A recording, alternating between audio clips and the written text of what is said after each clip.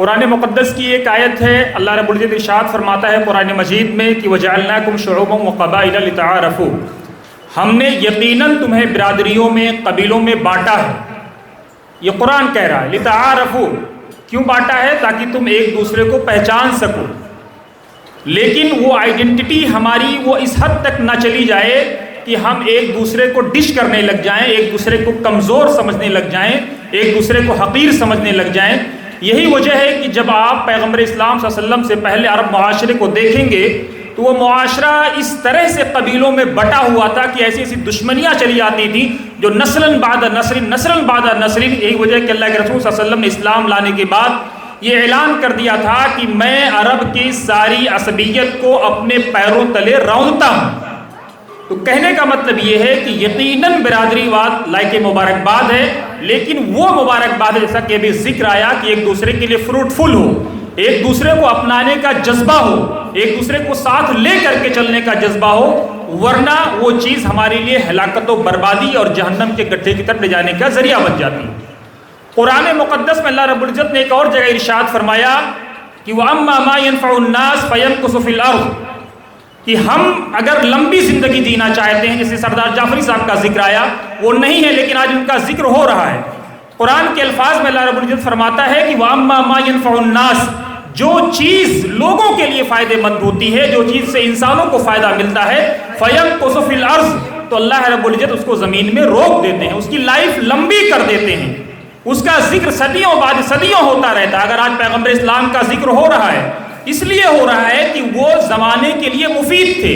ابو بکر صدیق کا اگر ذکر ہوگا، عثمان غنی کا ذکر ہوگا، ایون سلطان صلاح الدین ایوبی کا ذکر ہوگا، یا جن کا بھی ذکر ہوگا، اگر جو لوگ زمانے کے لیے مفید ہیں ان کا ذکر ہوگا، اسی لیے کسی نے کہا ہے کہ ایسے رہا کرو کہ کریں لوگ آرزو، ایسے چلن چلو کہ زمانہ مثال دے۔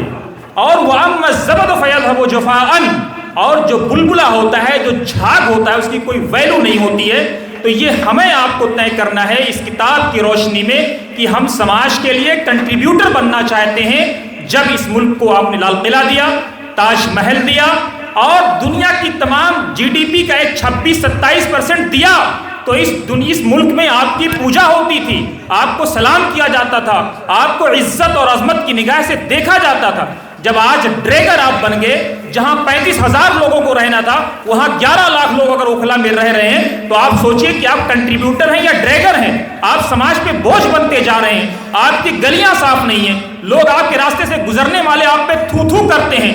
تو یہ دوستو کسی اور کا کمال نہیں ہے، یہ ہماری اپنی کمائی ہے، کیونکہ قرآن کے الفاظ دیکھیے، جب بھی بات ہوگی تو پیغمبر اسلام کی بات ہوگی، ہماری بھلائی کے لیے یا ہماری برائی کے لیے۔